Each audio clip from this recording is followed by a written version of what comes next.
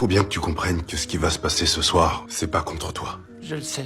Certaines nuits, il peut arriver que les créatures cherchent à vous convaincre de les laisser entrer. Les enfants sont plus réceptifs à leurs arguments. Pensez seulement à placer le talisman près de la porte, à occulter les carreaux et à clouer les fenêtres. Dites, pardon, vous pouvez me dire ce que c'est? C'est ce qu'on appelle la boîte. C'est la seule forme de punition que nous ayons. Lorsqu'une personne commet des actes ou des négligences qui mènent au décès d'un de nos citoyens, le châtiment que nous appliquons, c'est une nuit dans la boîte. Vous glissez un de vos talismans à l'intérieur? Non. Combien de fois elle a servi? Ce soir va être la première. Un incident, la veille de votre arrivée. Il n'y en avait pas eu depuis plusieurs mois. C'était un enfant? Putain de merde. Et ivre-mort à l'autre bout de la ville. Voilà ce qui se produit quand on respecte pas les règles.